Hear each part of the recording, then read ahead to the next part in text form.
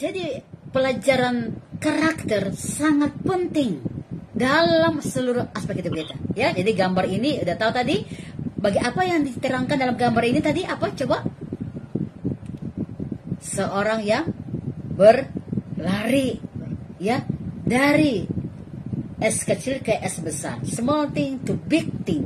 Dari hal-hal yang kecil sederhana menjadi hal-hal yang besar. Dan itulah kita lagi belajar dalam kelas pembinaan karakter keluarga, membangun karakter kita. Ya, Alkitab sudah bilang ada 2 dasar. Orang bangun rumah di atas apa? Dasar pasir, dan yang satu dasar batu. Ada badai, ada topang yang luar biasa. Rumah yang dibangun atas pasir lenyap, hilang. Ya, diterpa oleh angin badai. Tapi rumah yang dibangun di atas batu mendapatkan, ya, rumah yang tenang, rumah yang enak karena dia membangun di atas batu, ya. Nah, kita lihat apa yang Alkitab ajarkan buat kita untuk kita mengerti panggilan-panggilan roh. Dalam roh kita kembali, kita mesti memahami satu hal, ya. Tumbuh kembang diri kita maupun anak-anak kita, ya, dalam perilaku hidupnya, ya, dipegang dan ditentukan oleh orang-orang sekitar. Jadi, betul, coba ada yang baca dulu Mazmur 1 ayat yang pertama. Jadi kalau kita ingin mengalami berkat karakter, sesuatu yang luar biasa, posisikan diri saudara ada dengan siapa, karena dengan siapa itu mempengaruhi kita. Silakan di unmute, dibaca Mazmur 1 ayat 1. Haleluya, silakan. Yang sudah mendapatkan. Ya. Berbahagialah orang yang tidak berjalan menurut nasihat orang fasik, yang tidak berdiri di jalan orang berdosa, ya, dan yang tidak di kumpulan pencemooh. Nah, lihat ya, puji Tuhan, terima kasih Ibu. Nah, ada bagian penting yang kita belajar di sini. Ada 3 tipe orang yang bisa mempengaruhi kita. Alkitab bilang kamu akan bahagia kalau kamu nggak ada, ya, kamu tidak ada di tengah-tengah orang pencemooh. Siapa pencemooh? Orang-orang yang suka ceritakan orang lain, bergosip, orang-orang toksin dibilang. Kalau bahasa sekarang tuh orang toksin. Orang-orang yang selalu lihatnya negatif semua. Semuanya negatif, nggak ada yang bagus. Nah, itu dijauhkan, saudara. Yang kedua, orang-orang berdosa. Senangnya kembali lagi bikin dosa. Senangnya lagi hal-hal yang nggak bagus yang akhirnya mengurangi damai sejahtera, bahkan menghilangkan hal-hal yang membawa damai sejahtera. Karena yang dilihat selalu hal-hal yang penuh dengan, ya, kejelekan orang, kebencian, itu kan dosa, saudara. Lalu yang ketiga, bahaya kalau kita minta nasihat sama orang-orang yang nggak takut Tuhan. Itu orang fasik. Ya, Anda punya masalah, tapi Anda salah curhat, ini masalahnya. Ya, semua orang punya masalah. Tapi kalau kita salah curhat, ya, sama orang yang salah, maka sudah selesai di situ, saudara. Ya, makanya kita berkata banyak dikatakan teman, tapi teman yang sebenarnya adalah apa? Mereka yang menegur kita, membimbing kita ke jalan kebenaran. Tapi tidak semua orang senang ditegur. Nggak semua orang suka nasihat. Nah, oleh karena itu kita belajar. Nah, mulai dari mana, ya? Makanya di rumah adalah tempat pertama kita menjadi percontohan buat anak-anak kita. Dan dari rumah anak-anak kita juga belajar bagaimana dibangun dan mereka menjadi berkat bagi orang-orang di lingkungan mereka semua, ya. Nah, jadi apa yang Tuhan mau kita belajar hari ini adalah peran dari orang tua itu sangat penting, ya. Karena jika orang tua salah mendidik, maka masa depan anak-anak juga pasti akan rusak, saudara. Nah, tujuan dari pelajaran karakter ini adalah kita sangat membutuhkan yang namanya arahan jalan yang mana kita tempuh. Karena setiap pribadi harus dapat mengaplikasikan atau menerapkan sebagai sebuah standar. Kalau hidup kita ini nggak suka gosip, itulah standar kita. Kalau hidup kita nggak suka menilai jelek-jelek orang, itu standar kita. Jangan berubah, saudara. Tapi tadi pengaruh lingkungan itu ya sangat. Anda dengan orang-orang benar, orang-orang baik, orang-orang bijak, Anda jadi orang bijak, Anda jadi orang baik. Tapi kalau Anda tengah-tengah orang yang suka bergosip, orang-orang yang suka melihat negatif-negatif, ini bahaya. Orang-orang toksin itu bahaya. Jangan ada di tengah-tengah mereka karena akan mempengaruhi setiap pertumbuhan rohani, saudara. Ya, hasil dari sebuah perjalanan hidup ditentukan oleh karakter yang baik. Ya, apa yang kita bangun. Nah, karakter menentukan hasil. Ingat itu baik-baik, pencapaian keberhasilan ditentukan oleh karakter yang baik, ya. Jadi apa yang kita pelajari hari ini kita mesti mengerti. Nah, apa yang menjadi kerinduan setiap orang tua bagi anaknya? Apa sih kerinduan orang tua? Orang tua dimanapun kerinduannya sangat sederhana, cuma satu.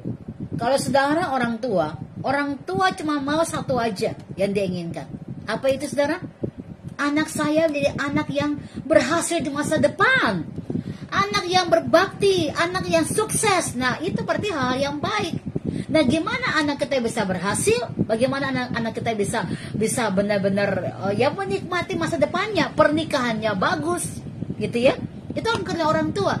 Ada banyak orang tua yang di masa tuanya sangat kecewa karena anak-anak menikah dengan cara yang tidak sopan.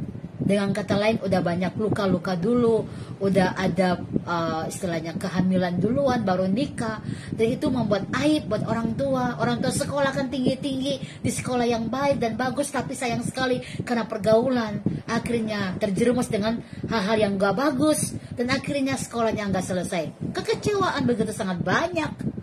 Nah, makanya dari sekarang kita perlu menancapkan standar-standar yang adalah firman Allah sebagai fondasi untuk anak-anak kita bisa berhasil di masa depan mereka, ya. Jadi apa dong yang harus orang tua lakukan supaya anak-anak bisa berhasil?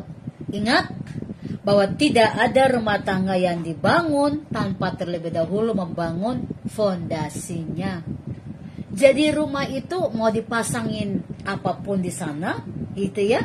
Tiang-tiangnya mau dipasang, tembok-temboknya mau dipasang, apapun itu, ya fondasinya harus dibangun dulu, kuat. Kalau fondasinya udah kuat, maka apapun yang kita mau tahap berikut, semua akan berjalan dengan baik dan tentu akan menjadi kuat sekali bangunan itu karena fondasinya utuh, kokoh. Tidak ada keberhasilan yang nyata tanpa terlebih dahulu membangun karakternya. Ya, kita mesti mengerti itu nilainya, ya. Jadi untuk itu mari kita pelajari lebih dalam apa yang dimaksud dengan karakter, ya, karakter. Nah, kita lihat dulu karakter building, ya. Akar kata karakter berasal dari bahasa Latin karakter, karasein atau karaks, ya. Saya benar-benar ahli dalam pembelajaran ini karena kurang lebih 14 tahun saya membuat bukunya, ya. Kemudian saya membuat kurikulum di sebuah sekolah buku pelajaran ini. Untuk anak-anak dari SD sampai SMA belajar gimana bangun karakter. Dan sekarang buku saya ada di seluruh Gramedia di Indonesia, toko-toko buku rohani tentang karakter. Banyak sekali orang-orang yang mau bikin skripsi pakai buku ini bagaimana bangun karakter anak, ya, dan bagus jadi berkat.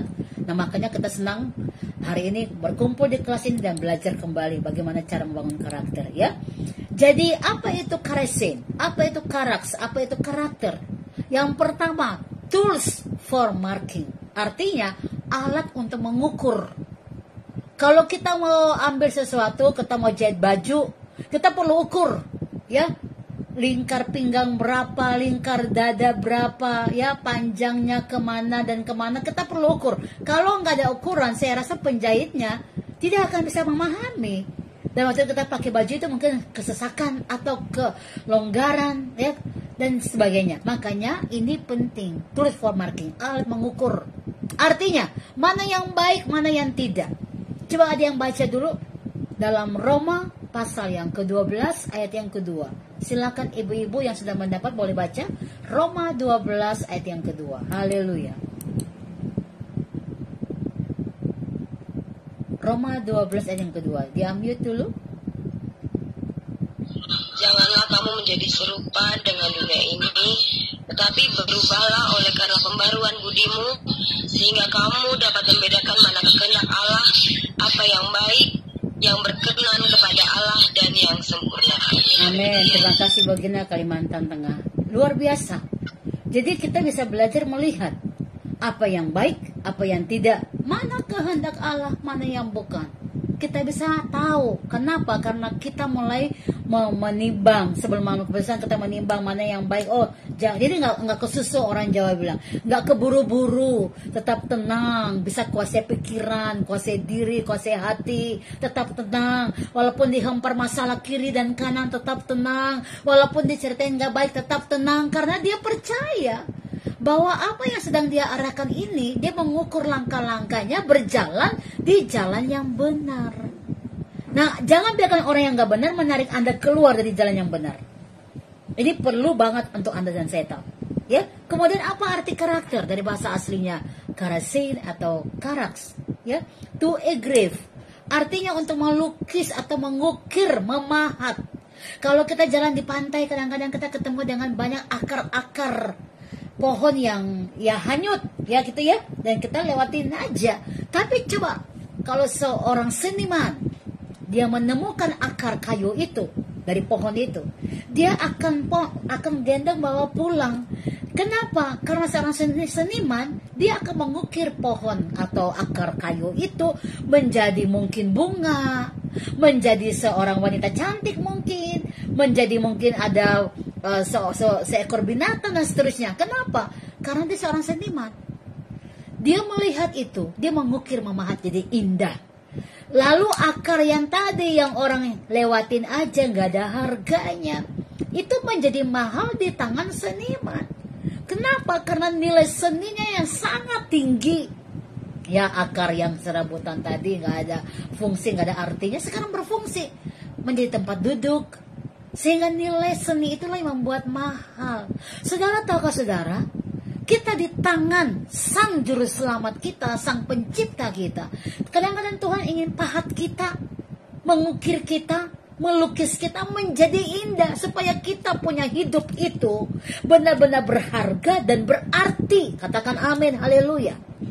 Ya, jadi kadang-kadang Tuhan izinkan kita dipahat dengan masalah, dengan persoalan, dipahat, diukir, itu memang gak enak. Ada hal-hal yang mungkin kebiasaan kita dan Tuhan lagi membongkar supaya kita bisa menjadi bagus, jadi indah. Izinkan, ya, izinkan Tuhan melakukan itu buat kita. Apa arti karakter berikutnya? Yang ketiga, pengertian karakter adalah point stake. Adalah poin untuk memancangkan sesuatu atau mempertaruhkan sesuatu. Contoh, saudara punya rumah, kita punya tempat, ada orang suka ukur tanah gitu ya. Oh, tanah saya rupanya sampai di sini, dipanjanglah tandanya, gitu kan? Supaya kita membangun rumah kita ya di batas itu, gitu ya. Dan orang lain juga tidak akan melebihi batas yang udah ditaruh di situ. Artinya membangun karakter itu kita sangat mengerti banget mana yang baik, mana yang tidak. Dan itulah hidup saudara.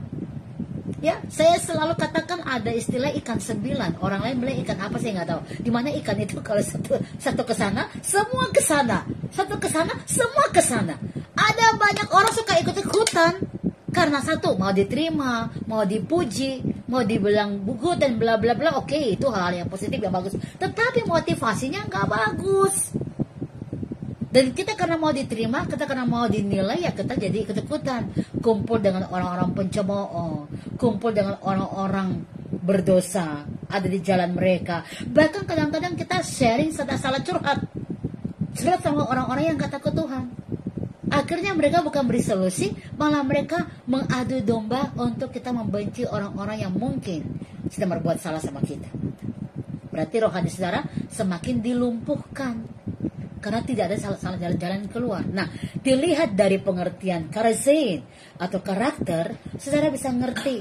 Ini yang sedang kita bangun, ini yang sedang kita atur, ini yang sedang kita lakukan, ya, untuk menjadi pribadi yang sangat indah di mata Tuhan, ya. Nah, menurut Kamus Besar Bahasa Indonesia, Purdaminta, karakter adalah tabiat, watak, sifat dan kejiwaan, atau akhlak atau budi pekerti. Nah, zaman dulu kita belajar membangun karakter itu bukan karakter tapi budi pekerti, ya kan? Nah, itu membedakan seseorang dengan yang lain, ya kan? Nah, kemudian karakter yang berikut dikatakan apa? Proses mengukir, tadi itu mengukir, memahat jiwa sedemikian rupa sehingga berbentuk unik, menarik, yang akan membuat berbeda dengan orang lain. Are you believe it? Tuhan bisa lakukan itu. Perbedaan-perbedaan yang luar biasa, tapi kita perlu istilahnya apa ya? Melepaskan ego kita. Supaya Tuhan mudah membentuk kita. Ingat, di atas langit masih ada langit. Ada banyak orang, itu pelajaran apa itu saya sudah tahu. Tapi rupanya nggak bisa. Karena belum dipelajari lebih dalam. Saya paling suka kalau ada seminar, ada apapun. Saya sudah tahu nih, tapi rupanya itu setiap kali materi atau seminar berbeda-beda. Dan itu tambah ilmu luar biasa. Orang kalau membuat dirinya kaya dengan ilmu-ilmu yang hebat itu, ya dia akan menjadi orang yang bisa berpengaruh dalam kehidupannya, dalam dunia ini. Tapi kalau orang sudah merasa udah cukup juga sampai situ, nggak akan lebih. Nah, kita belajar membuka diri, karena ingat, membangun karakter itu harus pertama open mind dan open heart. Buka pikiran seluas samudra ini. Tuhan mau bawa seperti apa, Tuhan mau bilang apa, kita mau buka pikiran. Yes, I want. Yes, Tuhan, lagi. More and more lagi. Di atas langit masih ada langit, aku mau belajar lagi. Nah, gitu ya, open mind. Lalu open heart. Jangan batasi diri, saudara, hati saudara, gitu.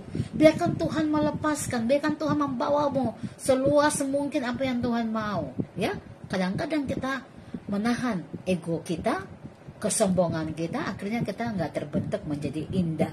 Ya, nah kita mesti belajar untuk melihat itu. Nah, karakter sama dengan budi pekerti, yes. Nah, moralitas yang mengandung dari apa? Ada istiadat, sopan santun, perilaku. Makanya setiap kota di daerah di Indonesia kita perlu mensyukuri bahwa banyak sekali budaya-budaya, adat istiadat yang dimana masih sangat dilestarikan. Terutama adat ketimuran kita ya, masih bagus. Ketemu sama orang yang tua, kita bikin tangan begini, kita menghormati, kita pakai baju yang masih sopan sama orang lain. Ini adat ketimuran yang masih dijaga. Kalau mau menikah, si laki-laki harus orang bilang masuk minta dengan sopan. Itu bagus, ya. Hal-hal yang baik, yang menarik, ya. Tidak di belakang-belakang, nggak digelap-gelap, ya. Itu dosa, saudara. Karena saya mau bilang ini, seks itu adalah berkat, adalah anugerah, dan adalah sebuah ya harta yang hebat sekali. Tapi kalau salah dipergunakan maka jadi dosa perzinahan. Itu keji di mata Tuhan. Maka jangan direbut. Artinya apa? Setelah menikah baru kamu akan menikmati berkat itu. Karena itu berkat, seks itu berkat. Tapi kalau belum, Anda coba-coba, berarti Anda telah membuat dirimu berdosa dan tinggal dalam lingkaran kutuk. Makanya kita sudah pelajari, dosa perzinahan itu bahaya. Pranikah itu penting dalam pembelajaran-pembelajaran seperti ini. Ya, bagaimana mengerti situasi kondisi, bagaimana mempersiapkan seorang pria menjadi seorang suami yang baik dan ayah yang baik jika punya anak, fungsinya dia seperti apa, seorang istri punya yang fungsi seperti apa, dan anak-anak bertanggung jawab dengan orang tuanya, orang tua dengan anak-anak. Semua pranikah penting. Ada banyak rumah tangga yang akhirnya ujung-ujungnya pengen bercerai karena di awal pernikahan itu nggak ada pranikah. Pembelajaran edukasi, bagaimana menghormati nanti suami kamu, menghormati istri kamu, bagaimana mengasihi anak-anakmu, itu kan nilai-nilai penting, fondasi untuk diajarkan dalam keluarga. Jadi sikap yang dicerminkan oleh diri kita ini harus bercahaya ya bagi orang lain. Nah, jadi mari kita pelajari terus. Apa yang dikatakan dengan budi pekerti? Ya, budi itu adalah nalar pikiran kita, akal kita yang harus fresh. Makanya orang kalau punya pikiran bagus ya bagus juga dalam segala langkah-langkahnya dia bisa putuskan. Tapi kalau udah kredit di sini ya bahaya. Makanya gini, pikirkanlah apa yang perlu dipikirkan. Jangan ambil apa yang gak perlu Anda pikirkan. Kalau ibu-ibu, kalau kita lihat orang pakai baju yang kurang pas di mata kita, sampai di rumah kita masih pikirkan. Dan pikiran kita keceplosan ngomong sama suami kita, sama orang lain. Ini kan sia-sia. Akhirnya pikiran yang gak penting kok jadi bagian. Nah, ini contoh sederhana. Kadang kita paling sering begitu. Makanya pikiran kita gak bagus, saudara. Ya, jangan seperti itu, ya. Nah, budi mempersatukan atau membuat kita menjadi orang-orang yang bisa menghormati suku-suku lain, golongan lain, karena kita ada sebagai orang yang saling menghormati, ya. Dan dengan itulah maka ada budi pekerti atau apa? Bertindak baik, berperilaku baik. Ya. Makanya Tuhan berkata begini di akhir zaman, masa yang sukar itu bukan sukar makanan, bukan sukar minuman, bukan sukar apapun, karena Allah menjamin. Jangan kamu khawatir soal makan dan minum dan yang kau pakai, karena aku memelihara. Tapi bagaimana seseorang membangun karakternya, karena di akhir zaman semakin bobrok karakter orang. Coba ada yang baca dulu, silakan dibuka, kita pelajari ini ya, firman Allah dalam Timotius. Silakan dibuka ayat ini, kita baca apa yang terjadi dalam karakter orang di akhir zaman, sehingga Tuhan berkata yang perlu dibangun dalam diri seseorang adalah bangun karakter. 2 Timotius 3. Dibaca bergantian ya ibu-ibu, dari Sabang sampai Merauke yang ikut kelas ini. 2 Timotius 3 ayat 1 sampai ayat yang kelima. Yuk silakan. Ini karakter. Tuhan lagi nyatakan bahwa di akhir zaman kamu jangan bermalasan bangun hidup yang bagus, karena gini. Ada Alkitab berkata gini, kalau kau buat baik sama orang yang buat baik sama kamu, apalah nilainya? Karena orang di luar sana juga melakukan hal yang sama. Tapi nilai plusnya kita yang sangat bermutu, yang sangat berarti adalah mengasihi orang yang membenci kamu. Wow, itu dasarnya luar biasa sekali. Nah makanya orang-orang yang bisa mengasihi musuhnya adalah orang-orang yang udah menaklukkan dagingnya dan sedang menerima pengampunan Tuhan, sehingga dia bisa mengampuni orang lain. Orang yang belum bisa menerima pengampunan Tuhan terlihat. Karena gini, Alkitab berkata hukum kedua, kasihilah sesama manusia seperti dirimu sendiri. Bagaimana kita bisa mengasihi orang lain kalau diri kita sendiri kita nggak terima? Ya, kita nggak rawat, kita nggak jaga. Bahaya. Nah coba lihat pelajaran ini ya, dalam 2 Timotius 3 menjelaskan tentang karakter orang di akhir zaman. Sangat sulit kita mendapatkan ini. Silakan baca berganti-gantian ibu-ibu. Ya silakan ya. Keadaan manusia pada akhir zaman dan hari terakhir akan datang masa yang besar.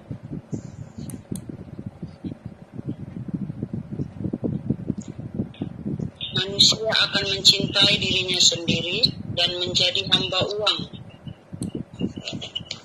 Mereka akan menjual dan menyombongkan diri. Mereka akan menjadi pemfitnah. Mereka akan memberontak terhadap orang tua. Kasih, tidak memperdulikan agama.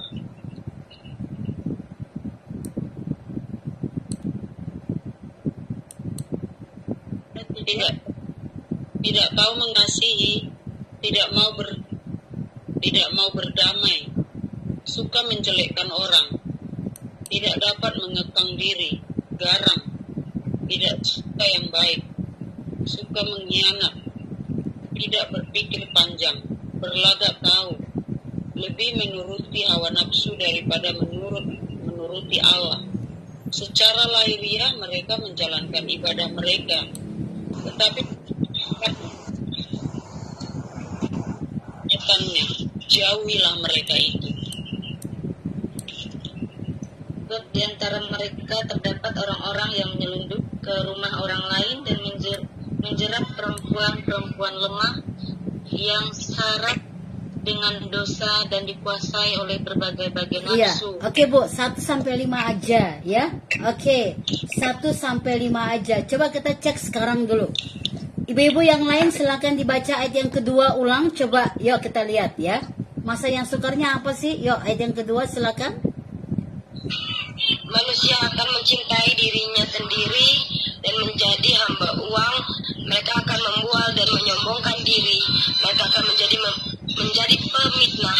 Mereka akan berontak kepada orang tua dan tidak tahu berterima kasih, tidak memperdulikan agama. Oke, baik. Nah, ibu-ibu lihat ya, sangat jelas sekali dikatakan begitu ya. Dan kita bertemu dengan orang-orang seperti ini ada sekeliling kita. Kalau saudara bisa dibeli dengan uang, ini bahaya besar. Artinya dengan uang kita taat, dengan uang kita dengar orang, dengan uang kita membuat diri kita sampai seperti menyiksa diri, ya. Ini menjadi hamba uang. Ya, mencintai diri sendiri tanda kutip tadi itu ya ego. Ya, ego. Orang ego itu dan jadi hambanya uang, sementara kita kata ya akar segala kejahatan adalah cinta uang. kita harus menaklukkan uang. Uang alat tukar yang sangat diperlukan, tapi bukan berarti uang mengatur kita. Kita yang mengatur keuangan, ya. Mereka membual dan menyombongkan diri. Kalau seseorang udah mendandani dirinya dengan hal-hal kedagingan, mereka akan menyombongkan diri. Ini ada apa di karakter akhir zaman, saudara? Ya, mereka membual, bicara yang nggak benar, ya. Mereka menjadi pemfitnah. Oh my God, ya. Mereka akan berontak terhadap orang tua. Ibu-ibu mungkin merasa, anak saya kenapa sekarang berontak? Ya ini keadaan akhir zaman. Makanya dari sekarang, fondasi iman rohani mereka harus dibangun untuk takut akan Tuhan. Mereka nggak tahu berterima kasih. Kita akan belajar di minggu depan tentang arti berterima kasih. Orang yang sering bilang berterima kasih dalam rumah tangga, ya, dalam rumah tangga. Contoh, suami kepada istri, ya, istri kepada suami. Kalau dalam satu hari sering bilang terima kasihnya 3 kali, itu meredakan pertengkaran. Ini sudah ingin bertengkar nih, tapi selalu istri bilang terima kasih ya sayang, sudah begini, sudah begitu. Sampai 3 kali, itu meredakan pertengkaran. Nah, apakah saudara di dalam rumah sering bilang terima kasih atau sudah lazim atau sudah istilahnya udah nggak ada itu kata-kata itu. Dan terima kasih juga bisa membuat orang rendah hati, saudara. Rendah hati, ya. Kenapa? Karena dia bisa saling menghormati satu sama yang lain. Apakah masih ada?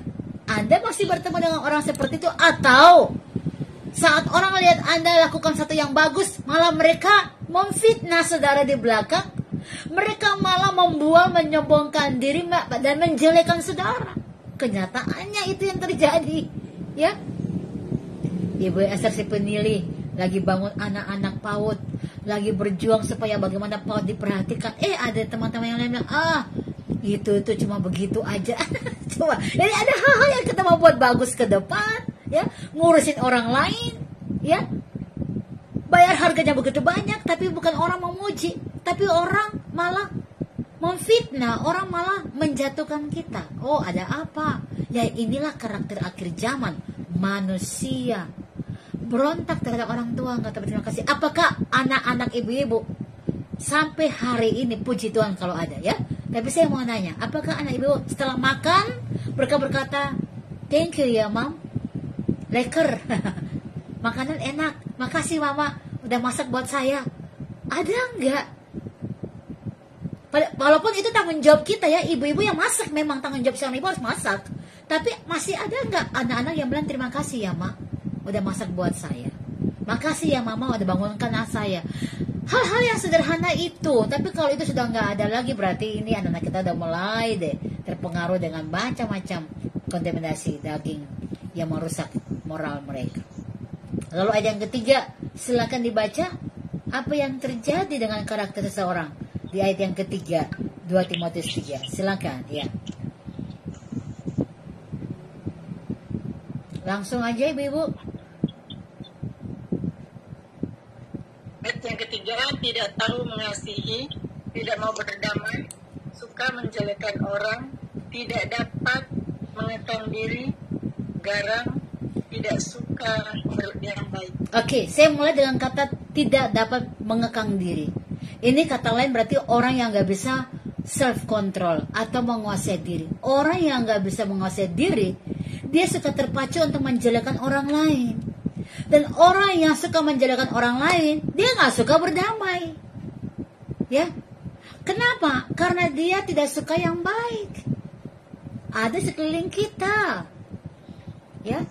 Hari-hari ini kita sulit melihat ada orang-orang yang bisa memberikan kita apresiasi atau tepuk tangan. Wow, you do good job. Kamu melakukan hal yang bagus. Senang sekali. Jarang, saudara. Yang ada malah selalu kata-kata yang negatif. Ya inilah memang keadaan akhir zaman. Oleh karena itulah, kalau kita nggak dekatkan diri sama Tuhan, berjalan mencari Tuhan sungguh-sungguh, saudara akan ada di dalam karakter yang bisa merusak moralmu dan juga akhirnya melupakan Tuhanmu. Karena yang dibangun bukan hal-hal yang baik. Ya, ayat yang keempat, silakan ada yang baca, silakan ibu-ibu. Langsung di-unmute.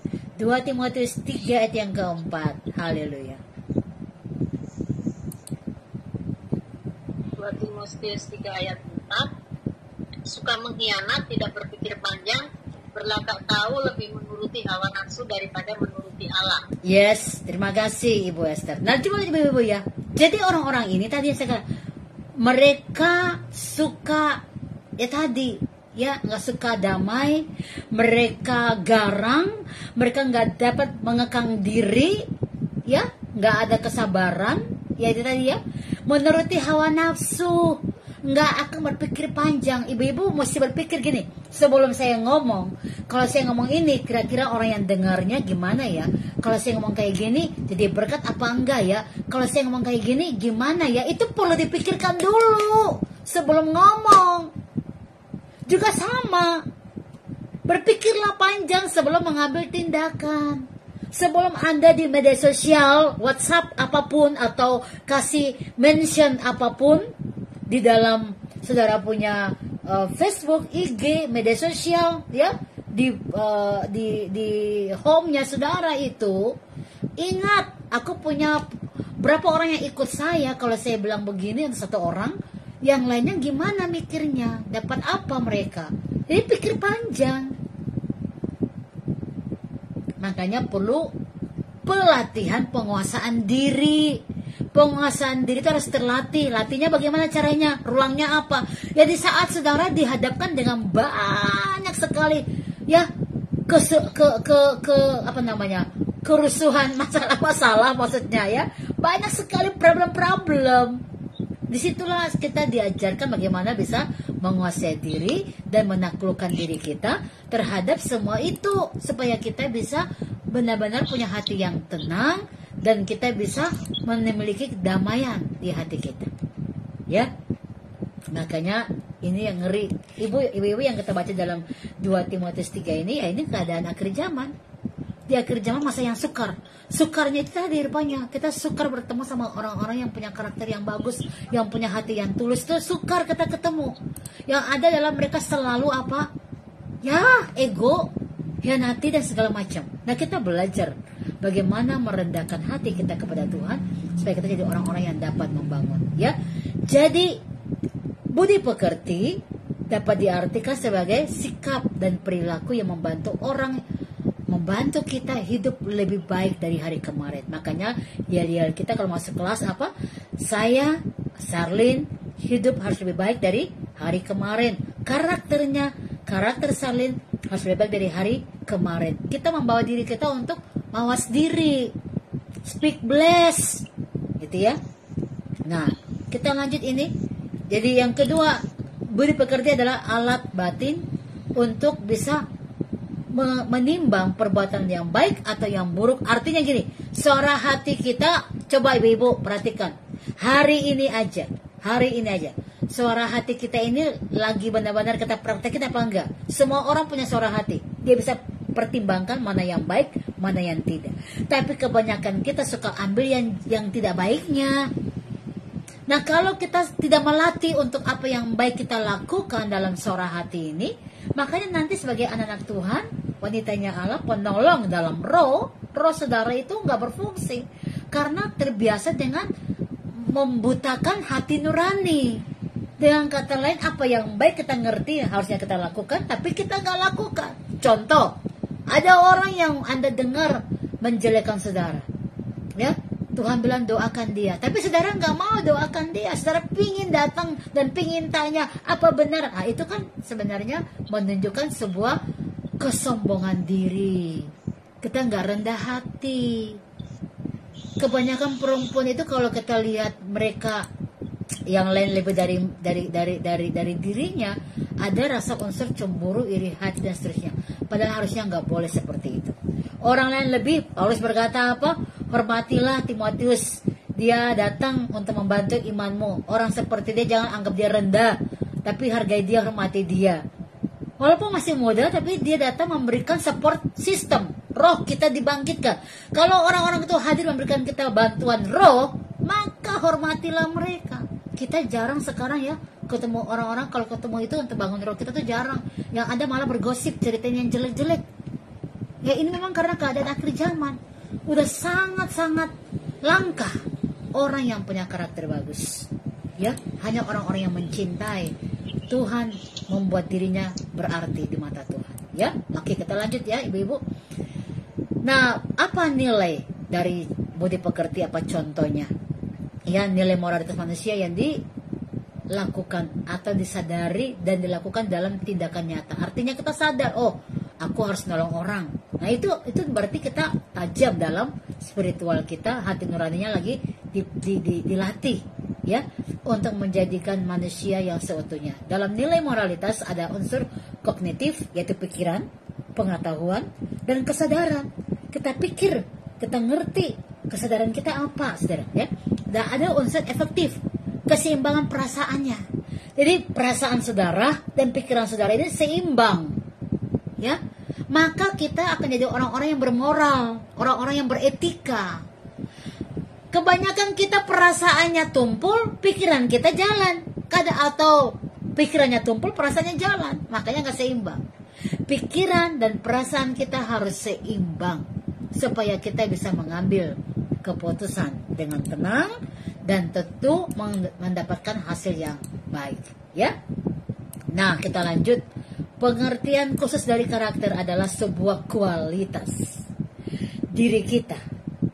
Tema kemarin ulang tahun Kawal adalah wanita berkualitas. Wanita berkualitas itu kualitas karena apa? Satu, dia menjaga spiritualnya. Karena dia menjaga spiritualnya, dia menjadi orang yang sabar, orang yang tenang. Sehingga apa yang dia kerjakan, dia menikmati hasil kerjanya. Berikanlah kepadanya hasil kerjanya. Biarlah di pintu-pintu gerbang, semua yang dia lakukan itu, semua orang memuji dia. Dia mendapatkan hasil. Kenapa? Karena fondasi ya, dasar jiwanya ya dipenuhi dengan kekuatan roh sehingga dia boleh berpengaruh ya. Kualitas kita yang bicara tentang mutu, bobot atau nilai tambah hidup kita. Yang berbeda dengan orang lain. Ya, nah ini bagaimana kualitas kita pertahankan, saudara ya. Jangan jadi sama orang. Biarkan orang itu seperti itu, Anda tidak. Orang bicara begitu, Anda enggak. Anda nggak suka bergosip. Anda nggak bisa lihat orang negatif. Anda lihat yang positif. Ini bagus sekali. Kalau saudara mau lihat orang positif, berarti Anda melihat dia dengan kacamata Allah. Kenapa? Karena semua mereka diciptakan oleh Tuhan. Ya makanya saya bilang seorang wanita Kristen itu, seorang wanita yang mengenal Tuhan harus bisa menjadi ibu rohani, ibu gendong. Mau kayak apapun itu orang, Anda gendong rohmu sehingga membawa perubahan yang luar biasa. Sifat, tindakan, perkataan kita harus sejalan. Itu bicara tentang integritas. Sifat, tindakan, perkataan ya harus sejalan. Itu bicara integritas, kualitas yang membedakan kita dengan orang lain ya. Ini satu karakter. Jadi karakter ya yang kita pelajari hari ini itu bukan hanya sebuah perkataan, tapi tindakan kita yang harus jadi nyata. Bahkan di dalam 1 Petrus 3 ayat 1 dan 2 dikatakan gini, tanpa kata-kata kunci kita bisa menangkan suami kita karena suami kita melihat betapa murni dan saleh kelakuan istrinya. Karakternya bagus. Lalu Amsal 14 ayat 1 dikatakan apa? Perempuan yang bijak dia membangun rumahnya dengan tangannya. Tapi yang bodoh meruntuhkan dengan tangannya. Ini perempuan yang tidak mau melahirkan hidup yang baru dalam Tuhan. Kita belajar bagaimana punya karakter yang bagus untuk menjadi penolong dalam roh. Ya. Jadi karakter yang baik itu adalah sebuah teladan. Dapat menjadi role model atau percontohan bagi orang lain. Oke, mengapa karakter sangat penting? Karena satu, karakter menunjukkan siapa kita sebenarnya. Yang kedua, mengapa karakter penting? Karena karakter menentukan bagaimana seseorang melangkah untuk mengalami sebuah keputusan, mengambil keputusan ke depan. Ya, mengapa karakter penting? Karena itu karakter itu sendiri akan menentukan sikap, perkataan, tindakan kita yang sebenarnya. Ya, jadi mari berlari mencapai membangun karakter kita. Motivasi dari dalam untuk melakukan apa yang benar, itu harus menjadi bagian kita. Walaupun kita suka atau nggak suka, belajarlah mulai terbiasa membangun apa yang benar, apa yang baik, menjadi pola dalam diri kita sendiri, ya, supaya kita bisa menjadi seorang penolong dalam roh untuk menolong orang lain. Ingat, karakter yang baik selalu bersumber dari dalam hati. Ini bicara tentang apa? Hati nurani kita yang dipertajamkan, ya. Maka kalau karakter itu bagus akan terlihat, ya. Dia bisa mempunyai hubungan yang bagus dengan Tuhan, bisa punya hubungan yang baik dengan diri sendiri, menerima diri apa adanya, dan ojo banding-banding ke. Jangan bandingkan dirimu dengan orang lain, ya. Tapi dirimu berarti, berharga, dan sangat spesial di mata Tuhan, ya. Terima dirimu apa adanya. Kemudian apa? Hormati, kasihi keluargamu, ya. Lalu yang ketiga apa? Keempat, hargai semua orang yang bersama dengan engkau, baik dalam komunitas, di lingkungan, siapapun mereka. Lihatlah mereka berharga di mata Tuhan juga. Nah, lalu yang kelima, belajar menghargai dan menghormati alam semesta untuk menjadi bagian terpenting di mana kaki kita injak di dalam dunia ini. Jadi mari kita belajar membangun hal-hal yang bagus mulai dari sekarang, bukan dari kata orang Anda hidup, tapi dari kata firman kita belajar, ya. Sekarang kita bagaimana melihat bagaimana cara membangun karakter anak kita. Tindakan kita di rumah itu bicara harus lebih kuat dari kata-kata kita, ya. Jangan kita bilang, yo nak udah berdoa belum, tapi kita nggak pernah berdoa, kita nggak pernah pimpin doa bagi keluarga kita. Nah, ini bagian-bagian penting yang sangat sederhana, tapi kita mau belajar bagaimana membangun keluarga kita, ya. Itu poinnya, bagaimana tindakan kita bicara lebih kuat dari kata-kata kita. Nah, bangun karakter dengan pujian, ya. Jadi kalau ibu mau tegur anak-anak, jangan lihat dulu kelemahannya. Kamu kok begini, kamu kok malas, kamu kok begitu. Enggak. Tapi coba lihat. Nah, mama dengar kemarin nilai kau bagus ya. Karena pasti belajar ya. Nah, itu saudara. Ayo belajar lagi yuk. Nah, itu kata-kata yang memberikan dia pacuan positif untuk dia bisa memiliki kesukaan mau belajar. Tapi kalau kita bilang dia maaf, bodoh, kurang, ya yang dia ingat itu adalah kata-kata bodoh dan kurang itu. Dan itu mempengaruhi dia untuk gak bisa belajar dengan baik. Jadi bangunlah karakter selalu anak-anak kita dengan kata-kata memuji apa yang baik yang udah dia punya, ya, supaya dia bisa mengingat itu dan dia melakukan itu untuk kemuliaan Tuhan. Apa pujian itu? Sekarang saya mau tanya, pujian itu apa untuk anak-anak kita? Menunjukkan perkataan dan tindakan dan sikap yang mendemonstrasikan kualitas karakter. Satu, bagaimana caranya? Pujilah karakter dan bukan keberhasilan. Kok bisa Bu Sarlin? Ya iya, artinya gini. Contoh, dia berhasil, ya, udah lulus kuliah. Jangan cuma bilang selamat ya, selamat, congratulations, jangan. Tapi pujilah karakternya. Selamat ya nak, karena kamu rajin, karena ini usahamu, karena kamu tekun. Ini membuat kamu berhasil. Jadi anak-anak itu mengingat, oh ya karena tekunnya, karena usahanya, ya, karena rajinnya dia berhasil. Ada banyak kita orang tua cuma bangga karena anak itu udah selesai dalam kuliah, tapi padahal dia punya hidup yang akan baru dimulai karena akan mempraktekkan teori itu di dunia nyata, praktek nyata dalam kantor, tempat kerjanya. Jadi kita perlu membantu dia untuk ingat, karena kamu rajin, kamu berhasil. Karena kamu berusaha, kamu berhasil. Karena kamu tekun, kamu berhasil. Sehingga kemanapun langkah-langkah dia yang kecil, dia ingat, oh aku harus rajin. Oh aku harus berusaha. Oh aku harus bisa untuk tekun dalam apa yang aku kerjakan. Oke, yang kedua, bagaimana cara memuji karakter anak supaya dia bisa punya karakter yang bagus? Pujilah tindakan dan sikap di mana dia mau belajar terus-menerus. Tadi saya katakan, jangan bilang kamu kan nilainya jelek, kamu nggak belajar ya, kamu bodoh ya, jangan, ya. Tapi ingatkan tentang pernah mungkin nilai bagus dan kita ingatkan dia. Nah, nilai kamu bagus banget, itu karena kamu belajar kan? Ayo belajar lagi yuk. Jadi kata-kata itu membantu anak untuk mau belajar. Oke? Yang ketiga, pujilah motivasi di balik pekerjaan yang dilakukan. Contoh, dia bersihkan rumah tempat tidurnya bukan karena dia dijanjiin mau dapat uang jajan, tapi memang karena dia mau belajar melakukan itu. Jadi kita mendukung dia untuk bisa menjadi seorang yang mau motivasi dirinya. Dia bekerja untuk kebaikannya, tempat tidurnya dirapiin karena untuk dia sendiri. Lalu kita kasih tips, it's okay. Kasih apa yang menjadi bagiannya dia, ya. Atau kita tulis sebuah kata-kata di kamarnya, thank you udah bantu mama kerjakan ABCZ. Kadang-kadang pujian kita kurang sama anak, atau terima kasih kita kurang sama anak, membuat anak nggak bisa menghargai dirinya dan nggak menghargai apa yang dia kerjakan. Coba ibu-ibu, ya, bahkan bapak-bapak belajar, coba puji karakter anak-anak apa yang dia udah lakukan dengan berkata terima kasih kamu sudah mengerjakan ABCZ, ya. Kita bisa puji itu. Yang keempat, pujilah kualitas yang ingin dikembangkan. Apa kualitas itu? Dia mau mencoba, dia mau kerja keras, dia nggak putus asa, itu kualitas.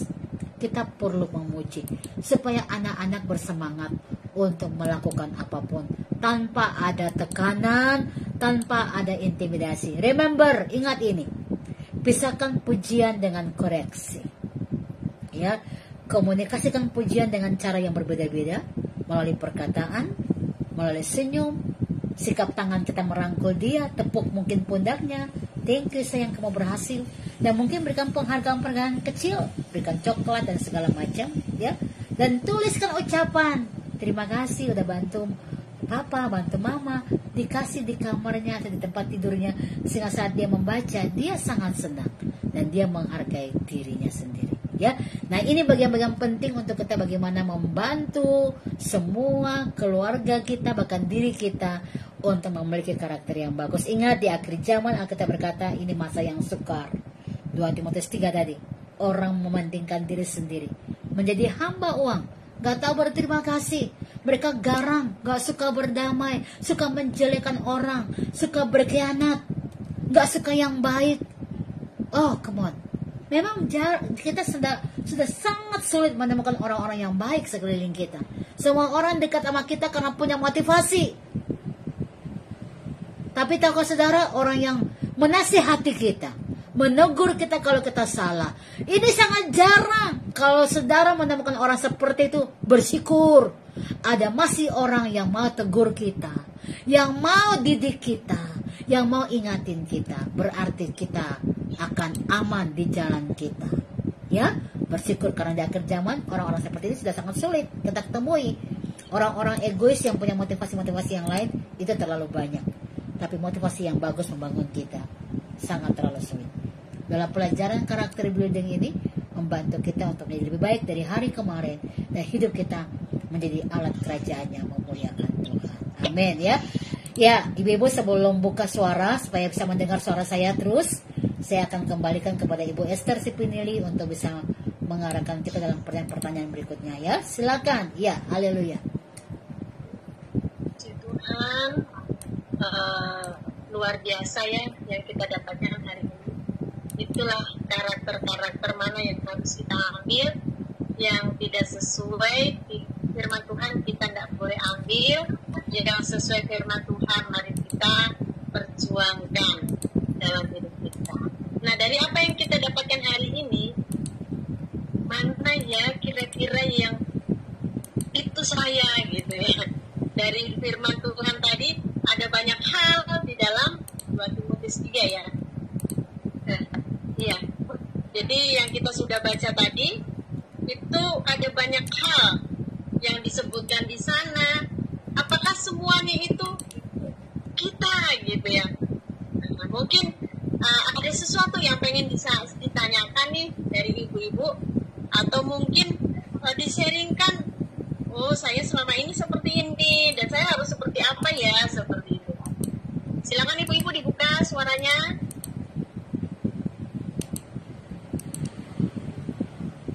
Karakter, berbicara tentang karakter.